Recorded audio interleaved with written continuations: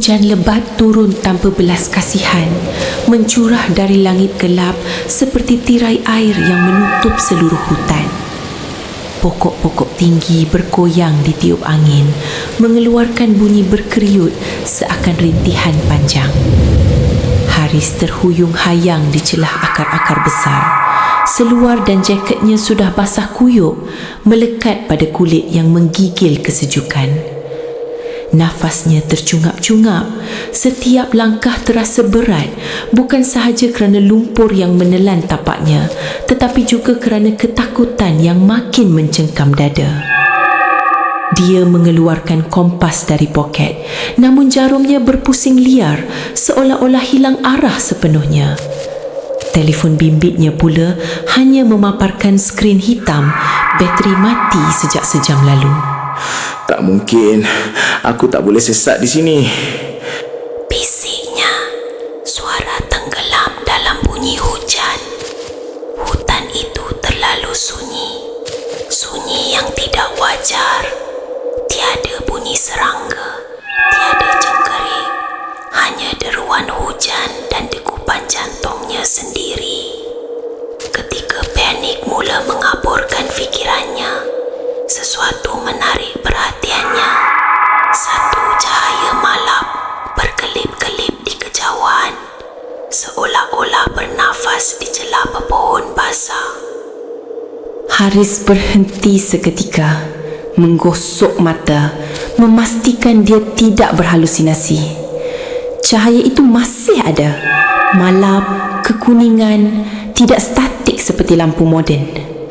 Dengan harapan yang kembali menyala, dia melangkah pantas ke arah cahaya itu, menepis ranting dan semak yang mencakar lengannya.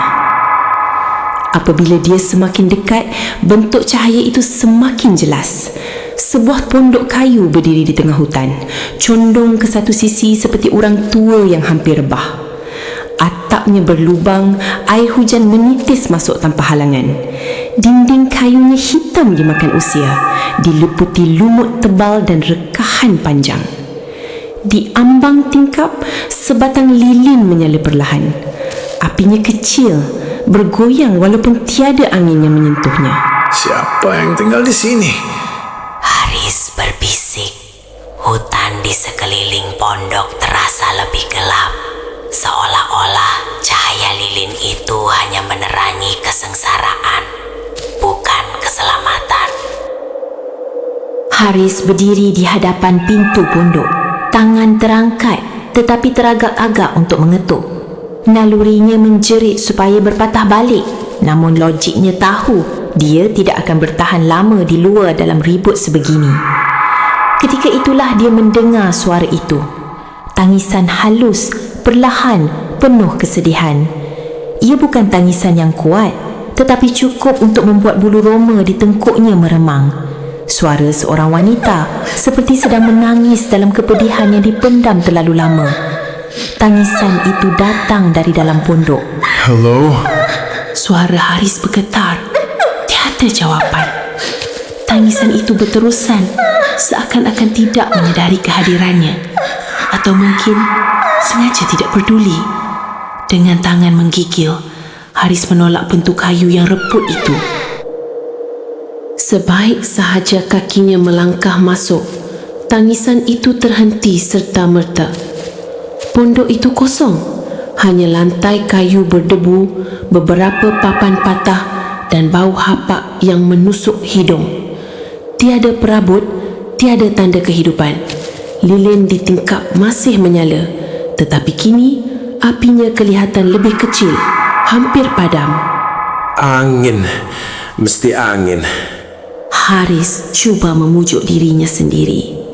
Dia duduk di satu sudut, memeluk lutut, cuba menenangkan degupan jantung yang seakan mahu pecah. Hujan di luar masih mengganas, memukul atap seperti ribuan jari yang mengetuk tanpa henti. Namun, walaupun dia menutup mata, rasa diperhatikan tidak pernah hilang.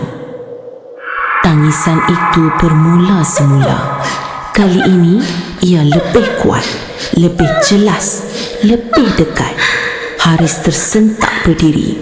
Suara itu bukan lagi tangisan sayu, tetapi rintihan penuh penderitaan, seperti seseorang yang sedang menanggung kesakitan yang tidak tertanggung.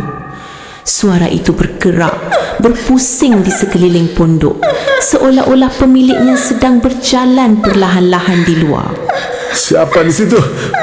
Jerit Haris, suaranya pecah. Tiada jawapan, hanya tangisan yang semakin menusuk jiwa. Tingkap bergetar perlahan, bukan kerana angin, tetapi kerana sesuatu yang bergerak di luar sana.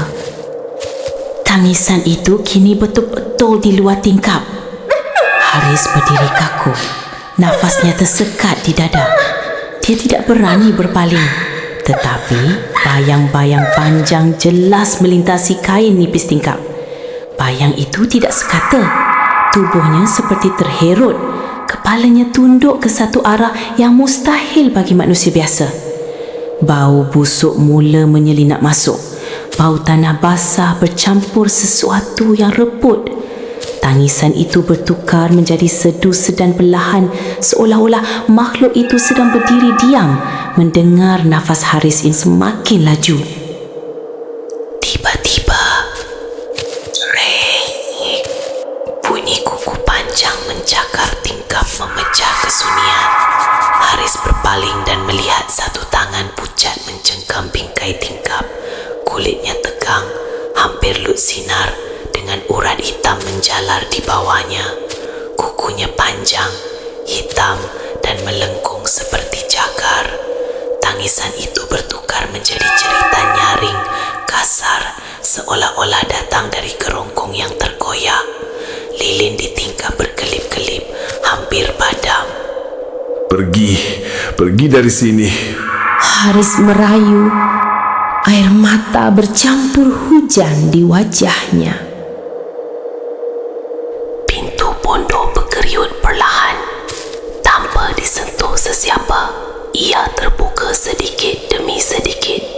Udara sejuk yang luar biasa menyusup masuk, membawa bau busuk yang membuat Haris hampir muntah. Dia tidak nampak apa-apa, tetapi tekanan di udara terasa berat, seperti ada sesuatu yang berdiri betul-betul di hadapannya. Tangisan itu kini menjadi bisikan, tepat di telinganya. Tolong aku. Nafas Haris terhenti. Bisikan itu bukan datang